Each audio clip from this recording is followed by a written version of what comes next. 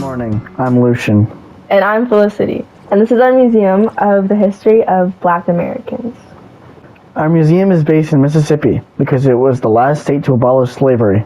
So our museum is supposed to look like a plantation house during the times of slavery, which also goes into our first exhibit, which is on slavery under the system of power of racism. So we have some fields, which is meant to be like the fields that the slaves would work in. Then we also have slave houses, and they're actually an accurate representation of the slave houses during the time. So we have some chickens outside, and then you can also go inside during this exhibit and see. Now this exhibit you can go inside of, and it's actually interactive. So you go in, and now the villagers are locked in that certain area so they don't leave because. And the villagers are meant to be the slaves. They would have small beds they would sleep in. They would store their items, and they could cook for themselves. It was a very small room that they had to live in, and it was typically whole families. Now, for our example, we have two slave houses. This one and that one. Now they're pretty much identical. Same idea. So when we actually go into the museum, the first thing you're going to see is this room where there's multiple different doors showing you like where you can go. So we're going to start with going into the identity one, which has to do with the unit identity and narrative. So when we go in, you can see there's a wall of like skin colors, which will have, like, you can look at it, and in the actual museum, like, it would be explained, that there's multiple different shades of black, and colorism also exists in the black community. So then also this exhibit will teach about like different hairstyles in like black culture, and what they mean and why we do it. And also like there's some mannequins that are supposed to like represent like having bonnet and do-rag representation and like head wraps to keep your hair safe. And then there also has to do with the culture of like music. So over here is a section of the history of black music, and it would just be taught about like how rap and hip-hop came to be from R&B and blues and jazz and all that. So also part of this exhibit is the cafe. Next is the cafe. So in the cafe, it's just like a normal cafe, a nice sitting area, but the educational part of this is when you go to order the food. So we're going to go over to where you're going to order the food and see the menu options, which for a snack we have watermelon. For a main entry there's fried chicken, and then the sides are cornbread, collard greens, mac and cheese, and water, of course. Obviously, there's many food choices that people in the black community eat, but I wanted to put these choices in to educate about them. So watermelon and fried chicken have been like a racist stereotype for quite a long time, and I just want to explain like the history behind them. So watermelon became popular in the black community because it became one of the only crops that the slaves could actually sell for their own profit. Then eventually the white people took it and turned it into like, oh, you like watermelon because you're sloppy and black, but for them it was seen as a sign of like self-reliance and liberation.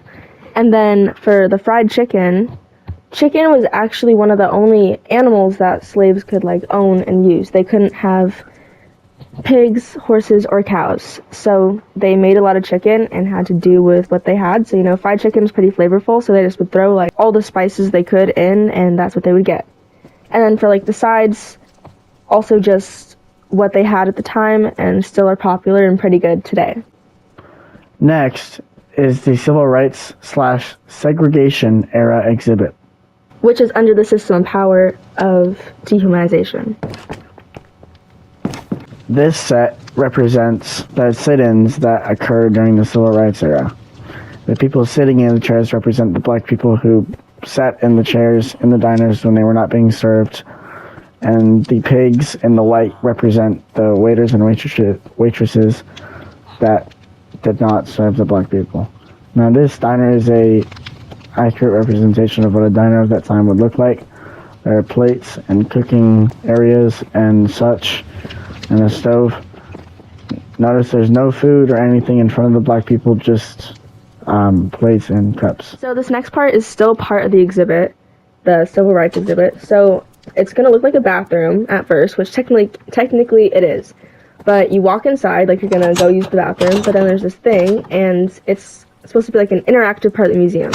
So you walk inside of it, and it's gonna like analyze what you look like and something about you, and pretty much just tell you like, you can't use the bathroom because, you know, you look like this or something like that. It's supposed to make you feel how many black people felt during the civil rights era, where they weren't allowed in many areas.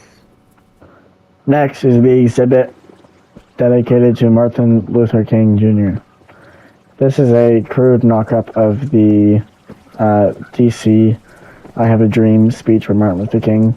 He is represented by the mannequin in the black suit, and the mannequins behind him represent his followers and supporters during that speech. He was very influential. Next up is Rosa Parks. This is another knock-up of a bus station with a bus that is accurately built for the time period. This is Rosa Parks, and this is where you would buy your tickets. So Rosa Parks was famous for not giving up her seat on a bus when she was told to because of segregation, and she was arrested for that. So that is a knock-up of that in dedication of her. Now onto the upstairs part of the museum.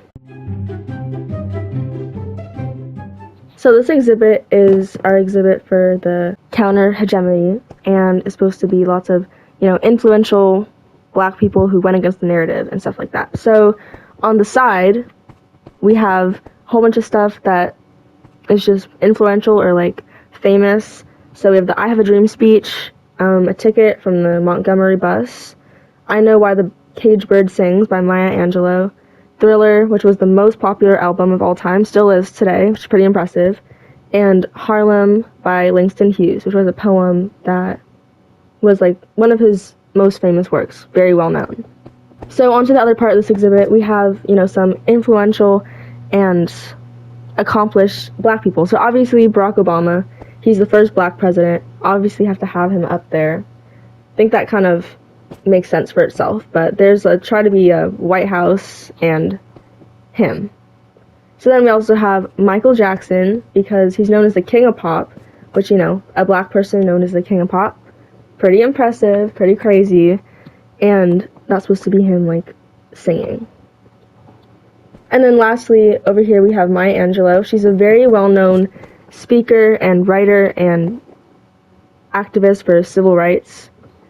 So it's important to have her up there too. The gift shop is attached to this exhibit, so once we go inside, it's pretty colorful. And over here we have, you know, where you check out. And then you can buy some flowers just because they're pretty. And then mainly we sell hair products for like curly hair and black hair. And then also there's some bonnets and do-rags if you want to buy some of those. And more hair products, and then we also have some of our merch.